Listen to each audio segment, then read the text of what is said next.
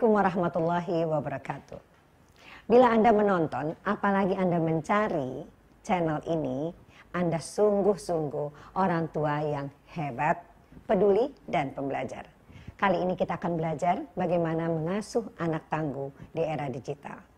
Ada 7 pilar pengasuhan untuk membangun anak tangguh di era digital. Pertama adalah kesiapan kita sebagai ortu. Kedua, mengokohkan keterlibatan ayah dalam pengasuhan. Yang ketiga, tujuan pengasuhan harus jelas. Yang keempat, komunikasi yang benar, baik, dan menyenangkan. Yang kelima adalah pendidikan agama yang harus dilakukan oleh kedua orang tua. Keenam, mempersiapkan anak kita sebelum balik. Dan yang ketujuh, bijak berteknologi. Ketujuh pilar ini akan kita bahas satu-satu. Jadi di sesi pertama ini kita akan bicara tentang kesiapan kita bagaimana menjadi orang tua, konsekuensinya apa, dan apa yang perlu kita tingkatkan dan kita sempurnakan. Dan kepada para orang tua, apakah itu bapak dan ibu, siapa ya di antara bapak-bapak yang siap menjadi ayah sebelum menikah atau siap menjadi ibu sebelum menikah? Jawabannya? Iya, semua kita tidak siap. Jadi yuk kita mulai dari membicarakan bagaimana saat Anda atau istri Anda hamil, ya. Pertanyaan pertama adalah apakah Anda dan istri Anda bahagia, bersyukur ketika mengetahui bahwa Anda atau istri Anda hamil. Karena beda banget lah ya, orang yang bersyukur, bergembira menyambut kehamilan atau menyambut anaknya dari orang yang was-was, ketakutan, dan cemas. Ya kan? Saya ingin memperkenalkan kepada Anda falsafah menggenggam air. Yuk kasih tangannya begini pada saya. Oke, saya teteskan air di situ. Yuk bayangkan ya, saya teteskan air. Genggam. Iya. Bisa nggak Anda menggenggam air? Enggak. Iya. Kenapa nggak bisa? Keluarkan dari sela-sela jari. Persis. Jadi walaupun Anda tidak tunjukkan kepada siapapun, kalau Anda berbahagia, kebahagiaan itu memancar. Ya. Dan apabila anak itu sudah lahir, anak itu juga terpancar pada anak Anda. Ya. Tapi kalau Anda tidak bahagia, Anda tertekan, ya, Anda ketakutan, cemas, sama.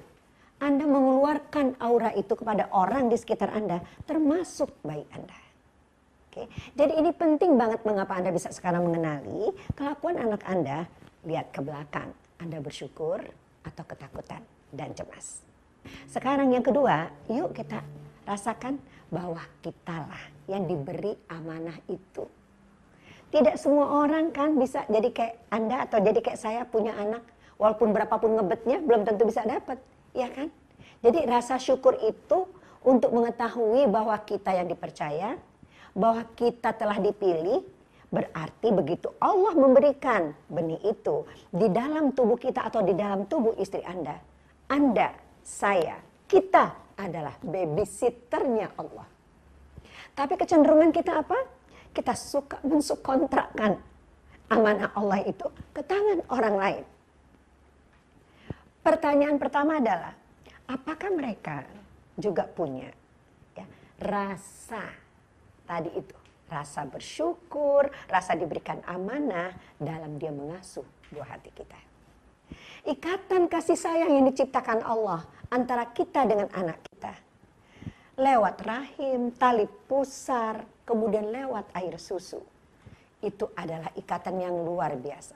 Maha besar Allah menciptakan pula di otak kita ini ada cairan yang keluar, terutama berproduksi pada saat di atas 4-5 bulan untuk memperbanyak air susu. Cairan ini bernama oksitoksin yang kalangan para ilmuwan mengatakan bonding hormon. Oksitoksin inilah yang mengikat antara ayah dan ibu dengan anaknya. Ikatan itu yang tidak Allah berikan kepada orang lain, kecuali kepada orang tuanya. Apakah tepat kalau kita menyerahkan pengasuhan anak kita ke tangan orang lain? Anak kita adalah takdir, dia terberikan, kita nggak bisa milih. Anak itu juga nggak bisa milih kita, ya kan? Jadi hingga anak kita itu tumbuh dan berkembang, mungkin dia menjadi orang yang tidak seperti kita inginkan. Apakah kita juga nggak bersyukur? Jadi perlu sekali kita menyadari bahwa Allah itu memberikan anak pada kita. Suka-suka Allah. Nggak mempertimbangkan suka kita, kata Allah. Huwaladzi yusawwirukum fil arhami kaifa yasha. La ilaha illa huwal azizul hakim. Tiada Tuhan selain Allah yang maha berkuasa dan maha bijaksana. Artinya udah ditaker, ya. Kita ini orang tua yang kayak apa, anak yang diberikan kita kepada kita itu udah pas buat masing-masing kita. Jadi marilah ya, sebelum kita melanjutkan pembicaraan kita lebih jauh, kita bersyukur karena bersama yang ditakdirkan Allah itu, ya, disitulah ada fitrahnya. Di situ ada DNA-nya yang hanya Allah yang tahu. Ini anak nanti berkembangnya, mau jadinya, kemananya, kayak apa. Kita ini hanyalah menjadi orang tua yang memberikan fondasi yang bagus, ya, yang sehat, yang gembur. Kalau umpamanya tanaman, dari mana anak kita itu akan tumbuh dan berkembang. Jadi semayan ini minimal harus memiliki 3 persyaratan. 1, baiknya kita mengasuh anak kita merujuk kepada Quran dan Sunnah Rasul. Yang kedua, pengasuhan kita tidak bisa lari daripada kaidah cara bekerjanya otak. Kami menyebutnya brain based.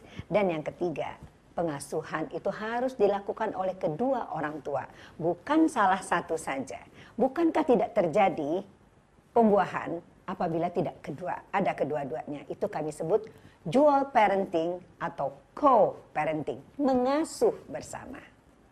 Mengapa pondasi harus sehat, gembur, dan bersih dengan rezeki yang halal dan thayyib adalah karena tujuan daripada penciptaan makhluk oleh Allah, termasuk kita, anak keturunan kita, adalah untuk menjadikan mereka penyembah Allah. Jika anak tumbuh dalam semayan yang bagus dan memenuhi 3 kriteria tadi, spiritual base, brain base, dan co-parenting, maka insya Allah anak kita itu akan jadi permata hati kita, ya, yang selalu kita omongin kemana-mana.